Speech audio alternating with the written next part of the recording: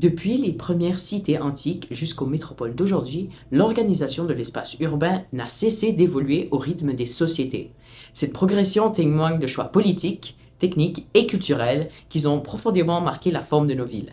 Ainsi, il convient d'examiner comment l'urbanisme s'est développé au fil du temps. D'abord en retraçant ses origines, puis en analysant ses transformations majeures et en montrant les enjeux contemporains. Donc, sans plus tarder, commençons. Avant de se précipiter dans le vif du sujet, toutefois, il est important de comprendre qu'est-ce que l'urbanisme. Selon Susan Feinstein, professeure d'urbanisme à l'université de Harvard, l'urbanisme est l'art de planifier, de concevoir et de réguler l'utilisation de l'espace urbain tout en tenant compte des aspects physiques, économiques et sociaux de l'environnement urbain. Il s'agit donc d'une profession qui s'épanouit dans plusieurs domaines pour répondre aux besoins publics et en utilisant leur savoir académique, étant donné qu'elle se joue sur la négociation entre différentes parties afin de trouver des solutions concrètes et justifiées. De plus, elle englobe aussi la recherche, l'analyse, la planification et la revitalisation des zones urbaines. Autrement dit, ils sont autant chercheurs qu'artistes que négociateurs. En somme, l'urbanisme est une discipline qui découle de plusieurs aspects de société dans le but de développer un environnement viable et durable, bien que souvent ces deux éléments rentrent en conflit. Pour commencer, les premières traces de toute ville apparues en Asie de l'Ouest et du Sud démontrent une innovation avancée avec des systèmes de drainage, des latrines, des forteresses et des temples. Elle dispose aussi d'une organisation pour le tracé des rues et des avenues. C'est le cas de Harappa, jugée comme l'une des premières villes de l'histoire de l'humanité, qui présente à elle un ensemble de rues en grille avec de larges avenues et diviseurs centraux afin de laisser passer les chariots. D'autres sites témoignent aussi d'un début de structuration spatiale, sans toutefois avoir comme but de planifier un environnement urbain, mais plutôt une gestion collective de l'espace vital. D'ailleurs, au fil des années de la préhistoire, de nouvelles villes ou presque villes ont rapidement développé une hiérarchie sociale visible. Par exemple, à Babylone, en Mésopotamie, les disparités de richesse étaient apparentes dans l'architecture et la répartition des quartiers. En général, les premières villes seraient nées suite à l'agriculture et plus tard par avantage économique pour les marchandises et les artisans, tendance qu'on verra plus tard. Par la suite, c'est durant l'Antiquité où l'urbanisme, dans le sens d'une planification faite à l'avance et pensée, a fait son apparition. C'est au Proche-Orient, avec les cités mésopotamiennes, que naissent les premières véritables villes. Ur, Uruk et Babylone étant devenues des puissances économiques d'importance transcontinentale, présentent maintenant des remparts, des temples monumentaux et une hiérarchie sociale très marquée. L'urbanisme est étroitement lié au pouvoir religieux et politique, tel le démontrent les ziggourats, situés au centre des cités-États, symbolisant l'axe du monde.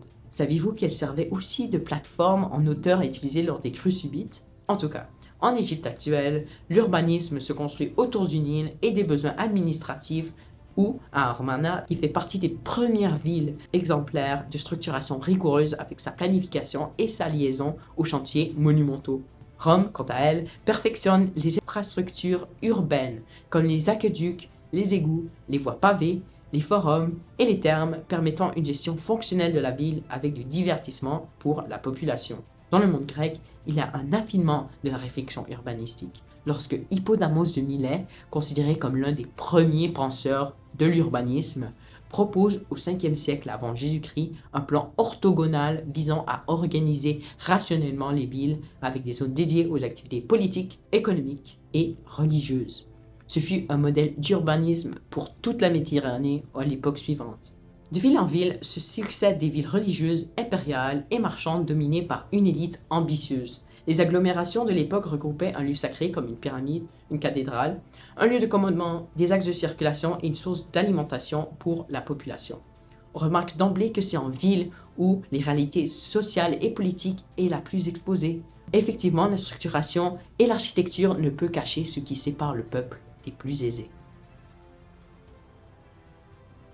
Ensuite, après la chute de l'Empire romain, l'urbanisme européen se transforme radicalement. Les villes se contractent, parfois se fortifient et s'organisent souvent autour d'un château, d'une église ou d'un marché.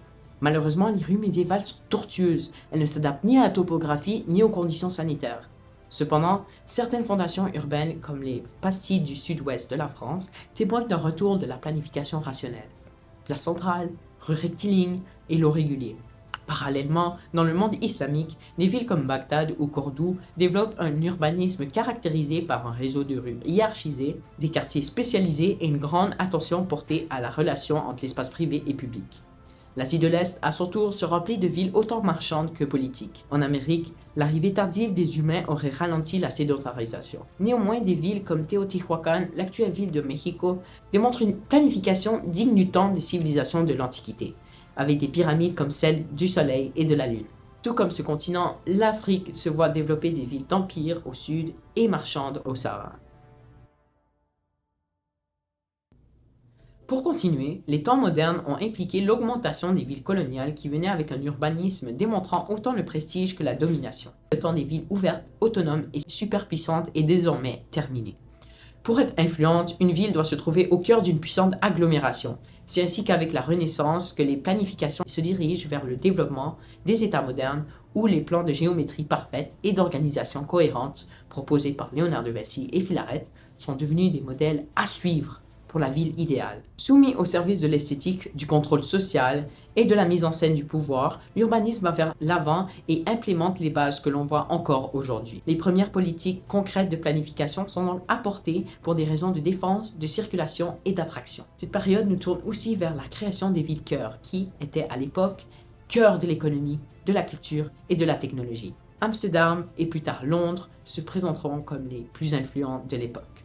L'Asie se concentre davantage dans l'autogestion autant politique qu'économique. Les villes de Kyoto et Pékin sont parmi les plus prépondérantes. C'est surtout une époque d'épanouissement pour les villes d'Afrique et les villes coloniales d'Amérique. Les premières se développent au nord du continent pour des raisons économiques, alors que les dernières prolifèrent par la colonisation et les industries de matières premières alimentant les métropoles.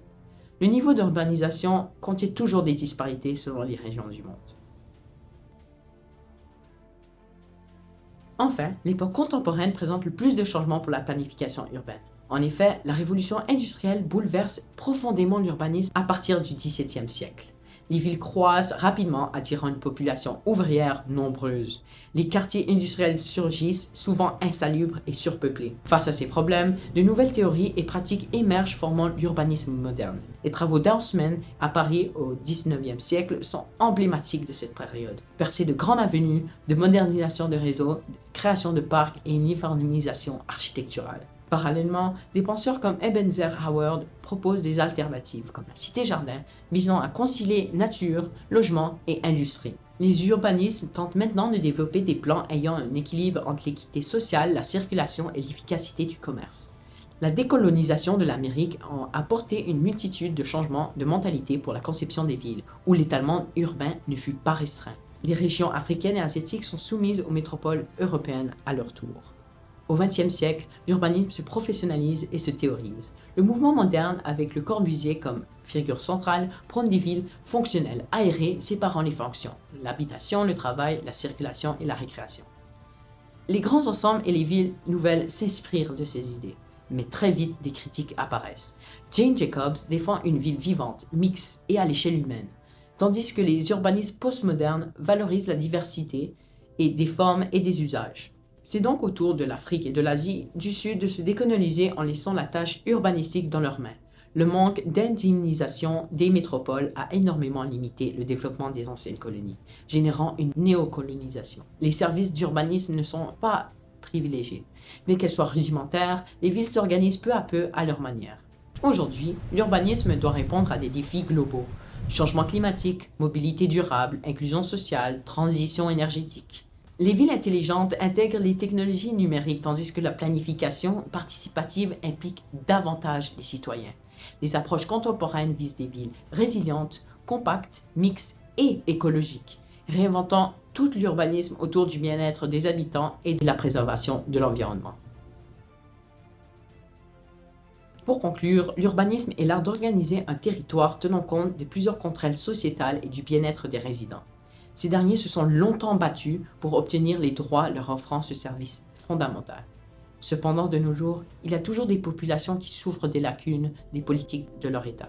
Alors, c'est pour cette raison que je désire un jour devenir urbaniste afin de modifier les zones urbaines, même si j'améliore la vie d'une seule personne. Merci de m'avoir écouté.